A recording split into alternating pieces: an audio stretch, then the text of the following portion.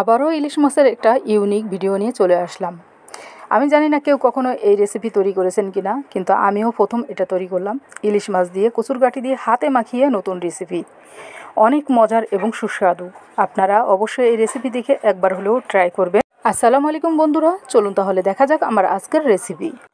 প্রথমে আমি ইলিশ মাছগুলোকে কেটে সাইজ করে নিব। এই যে এভাবে আমি মাছগুলোকে এই সাইজের করে নিলাম। মাছগুলো বেশি বড় ছিল না, মিডিয়াম সাইজের ছিল, তাই এইভাবে আমি পিসগুলো করে নিলাম। এরপরে আমি কচুর গাঁটিগুলো নিয়েছি। কচুর গাঁটিগুলোকে আমি সুন্দর করে সিলে আমি গাঁটিগুলোকে একটা সাইজ মতন কেটে নিব। কচুর গাঁটিগুলো ছিলে আমি এইভাবে 4 ফালি করে আলুর মতন কেটে নিলাম।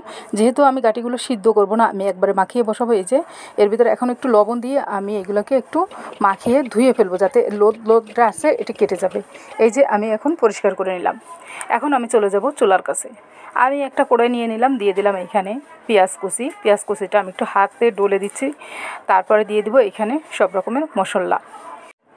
তো আমি এইখানে এখন অ্যাড করে দিব কিছু কাঁচামরিচ ফালি, দিয়ে দিব 1 চা চামচ হলুদের গুঁড়া, দিয়ে দিব 1 চা চামচ মরিচের গুঁড়া। মরিচের গুঁড়াটা একটু উঁচা উঁচা করে দিব, একটু ঝাল ঝাল হবে এজন্য। তারপরে দিয়ে দিব এখানে আমি স্বাদ মতো লবণ।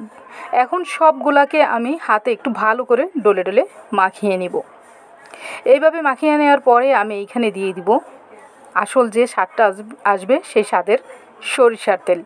আপনারা চাইলে সয়াবিন তেল দিয়েও রান্না করতে পারেন, তবে সরিষার তেল দিলে অনেক মজার এবং খেতে খুব টেস্টি হয়। তো এইভাবে আমি মাখিয়ে নিলাম মশলাগুলো। এখন আমি এখানে দিয়ে দিলাম সেই কচুর কাঠিগুলো। এগুলোকেও আমি এই যে পেঁয়াজের সাথে মশলার সাথে ভালো করে হাত দিয়ে মাখিয়ে নিব।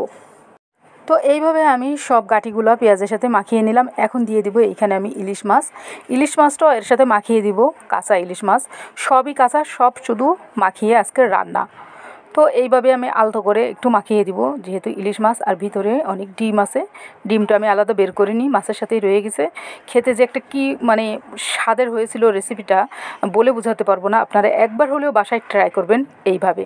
তো আমি এইখানে দিয়ে দিলাম পানি।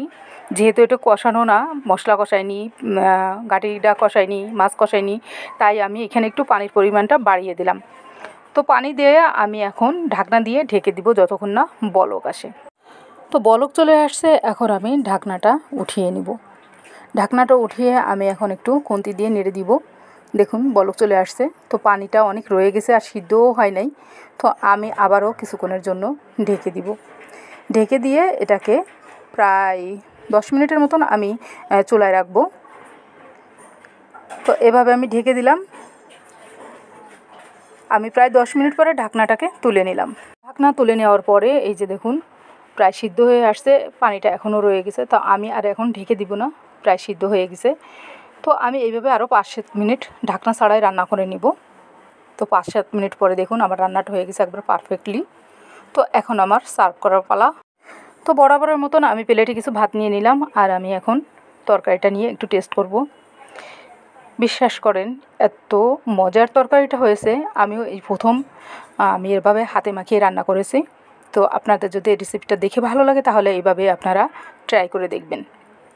তো বন্ধুরা, আমার ভিডিওটি দেখে যদি আপনাদের ভালো লাগে তাহলে লাইক, কমেন্ট, শেয়ার করে অন্য বন্ধুদের দেখার সুযোগ করে দিবেন। আবারও এরকম নিত্য নতুন ভিডিও নিয়ে চলে আসবো আপনাদের মাঝে।